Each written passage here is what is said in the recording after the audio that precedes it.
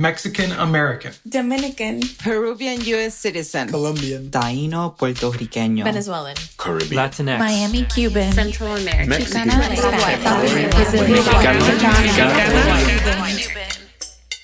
Latinos. Welcome to the Pulso Podcast. I'm Liz, founder of Pulso. We bring you the untold stories and unheard voices that make up our history, our culture, nuestra gente.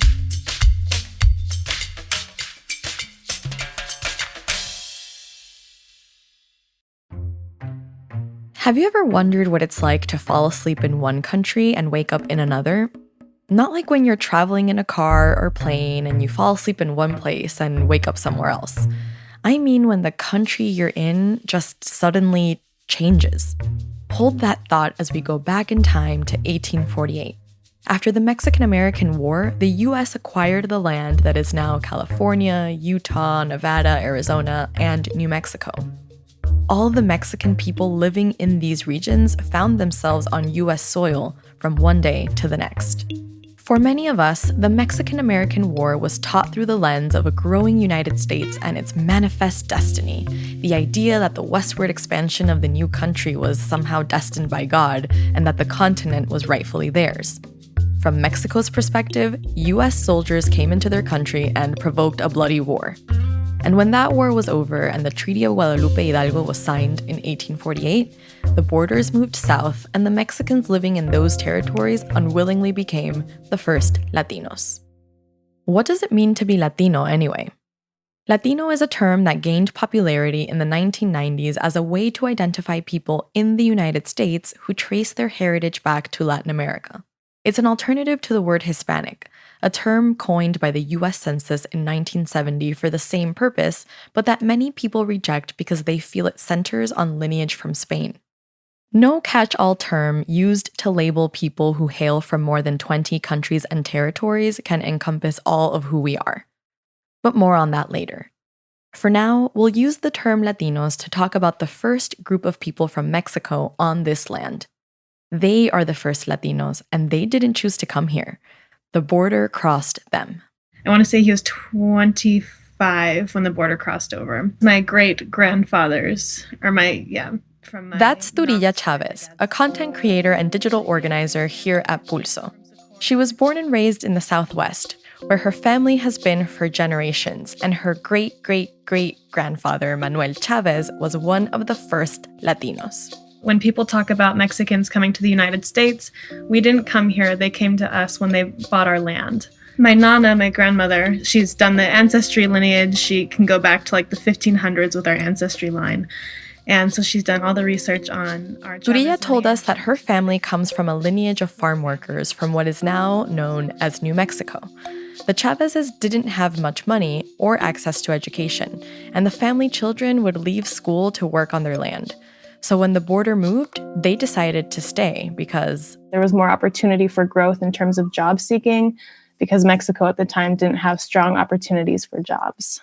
So they stayed, but the world around them changed, and suddenly home was a new place, which meant they were forced to adapt to a totally new way of life. They weren't allowed to speak Spanish in school or they would be hit by a ruler, and they didn't teach Spanish to any of their kids because they were afraid that their kids would be punished for speaking Spanish. So my great-grandparents would speak Spanish to each other, but they never taught their 8 children how to speak Spanish, including my nana, so it was sort of bred out of our family. The Chavezes lost their country and their language instantly.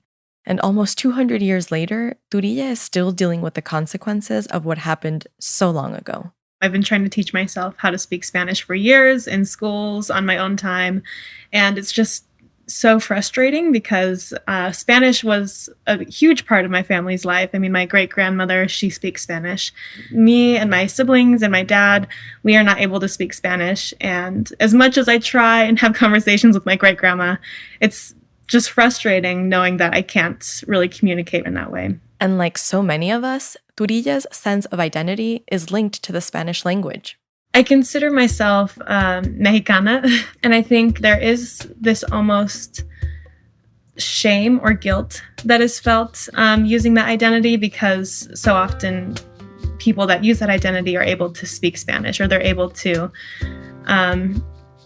even celebrate like Dia de Muertos with their families. And because we never grew up doing any of those things, it almost makes you question, like, well, am I really a Mexicana? Can I really use that to define myself? Unfortunately, Turilla's experience is not unique. Oh, yeah, that's exactly what happened to my family. My mom and dad were punished for speaking it, so they didn't teach it to me. This is Dr. Patricia Perea, a lecturer in the Chicano Studies Department at the University of New Mexico. I've tried to like come back around to it, but it's not easy. The like comfort with like communication and stuff, just, it's gone. And language wasn't the only thing that was lost when the border crossed over. You will still hear a lot of people, including like my family, talk about the land that they lost to the Americans in the 18 and 1900s. And, there's some New Mexicans who kept it, but a lot were too poor to keep it. So they just, they couldn't. But the part about land loss too that sucks is it's like people will lament over lost land without ever considering that land, when the Spanish gave it to them, was taken from Native people. So, it's a hard conversation to have. Many of these families who lost their land witnessed their homes, culture, and lives diverge further and further away from their roots. There's these beautiful, beautiful homes, like, with the thick adobe walls and the vigas and all of this stuff that's gorgeous. The U.S. comes in and they start like assimilating in. So you get to the early 1900s and they're changing their houses to look more American. All their traditional like curanderismo, parteras, like all that stuff. The doctors, the hospitals come in and all of a sudden you're not supposed to have babies at home. You're not supposed to speak Spanish. You're being taught how to be white. But some of them did fight against the notion that they had to be something other than who they were. As you can imagine, once the treaty was put in place, the Mexicans who were now on American land weren't exactly welcomed with open arms. Not only was their culture discouraged and their land taken away, but over the years they were over-policed and kept out of the election process through voter suppression laws. The effects of this discrimination toward Latino, Black, Indigenous, Asian, LGBTQIA+, and disabled communities in our country persist today. But we haven't stood idle in the face of these barriers. During the 1960s, members of these groups decided it was time to try and put a stop to centuries of mistreatment. This after the break. Pulso is a nonprofit media startup that reaches over 1 million Latinos across the country with our news, history, and culture stories that keep the pulse on nuestra gente. Who's nuestra gente? You are. Latinos in the US who want to learn more about our community and play a part in shaping it for the better. Aside from the stories we share, we help you take action like filling out the census, registering to vote, and heading to the polls on Election Day. You can follow us on Facebook Messenger, Instagram, TikTok, and Twitter by searching for Project Pulso.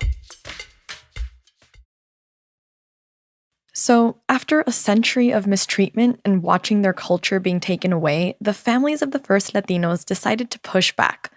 Along with millions of others, they made their voices heard during the social movements of the 1960s, and a new identity was born: Chicano. What it is, essentially, is it's an American identity, right? It was born in the United States. It doesn't exist anywhere else. And it's something that came out of the 1960s and 70s. Previous to that, it had been kind of a derogatory term, almost like pocho or vendida or something like that, like a sellout, Americanized kind of thing. But they took it back over in the 1960s as a means of saying we're woke. The Chicano identity incorporates a little bit of history, a little bit of myth, and a lot of social justice. It came to be when descendants of Mexicans who had the border cross them tried to claim an identity that represented their place in America, their rightful place in Mexican history. Because many Latinos don't have a clear knowledge of our ancestral lineage, part of the Chicano identity was piecing together the missing parts of their history. When Mexican Americans in the 60s studied Aztec folklore, they learned about Aztlán, an Aztec land that was believed to have extended as far north as the U.S. Southwest. Just by learning about the possibility of a place in the U.S. that once belonged to their indigenous ancestors, these budding activists were able to feel a spiritual ownership of the land that they'd been raised to believe they didn't belong on. By giving themselves the name Chicano, Mexican Americans were able to reclaim a kinship to the land that so many of their ancestors lost to the Treaty of Guadalupe. We had no actual tribe to affiliate, but since the Mexica/Aztec were something that we could kind of trace a history to, they took that term, right? Mexica, put it into an American term, and it became Chicano. So it became a left, pro-indigenous, US-born Mexican-American identity. So yeah, I call myself that. Dr. Perea is a descendant from people who lived in the Llano Estacado, a region that includes parts of eastern New Mexico and the Texas Panhandle. But she grew up in Texas, a state that has its own history with Mexico. Before the Mexican-American War, Texas seceded from Mexico to become its own nation called the Republic of Texas. The fight to become independent of Mexico resulted in major battles, like the famous Battle of the Alamo in San Antonio. After 9 years as its own territory, Texas became part of the U.S. as the 28th state. Mexico resented this action, and border disputes between the two countries is what eventually led to the Mexican-American War. As a child, she didn't feel her teachers were encouraging her to learn about the real Mexican-American and Native American territory in her own backyard. In the story, all you ever hear is like Davy Crockett died and, all this stuff about the white Texans. They first of all don't tell you that a lot of the people in the Alamo were Mexican. They were Tejanos who were fighting for statehood against Mexico.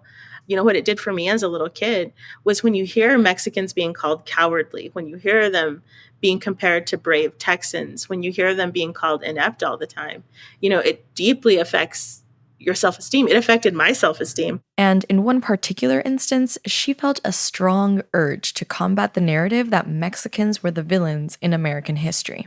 They made us do a little coloring book to celebrate the 150th anniversary of the Alamo. They did the little printout of the Alamo, and we were supposed to color it. So I did it really pretty, and I was super happy about it. But then I'm finished with the picture. It looks great. And then I lost my mind as a second grader, and I took out the permanent marker and I drew a huge Mexican flag on top of the Alamo and then a huge Mexican soldier, because technically we won.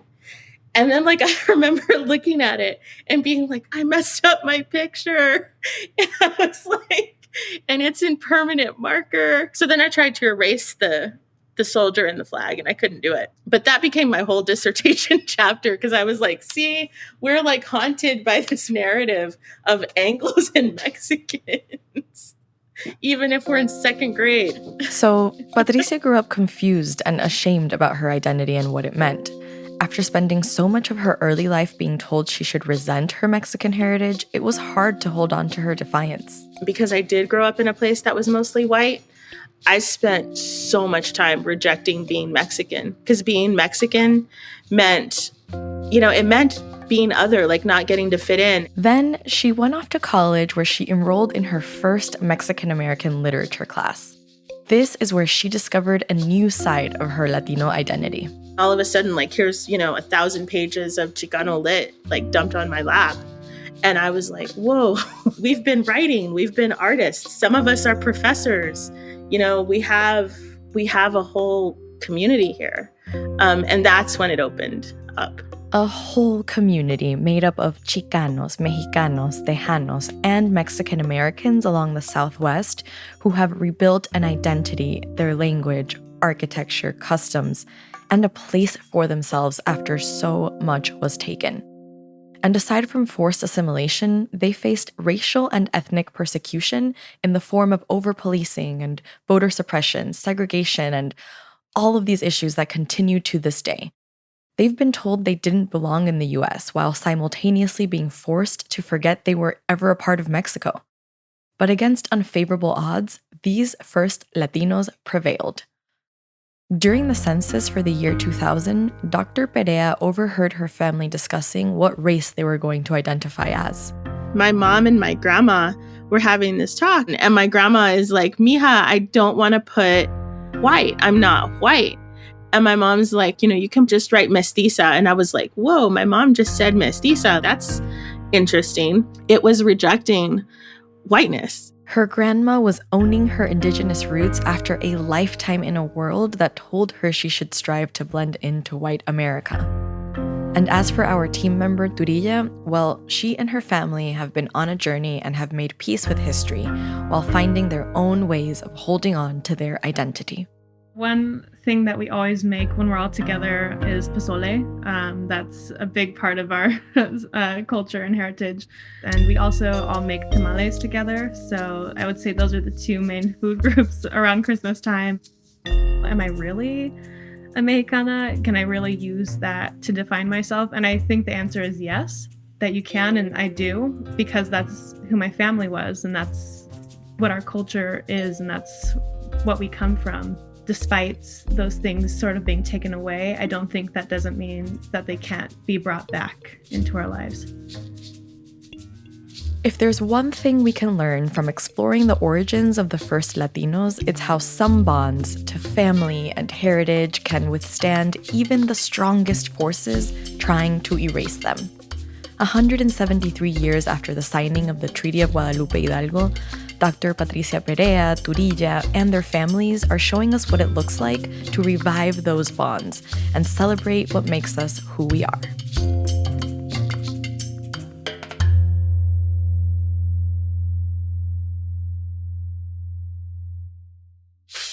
You can subscribe to the Pulso Pod wherever you get your podcasts. And if you like what you heard, please leave us a review on Apple Podcasts and tell a friend to give us a listen.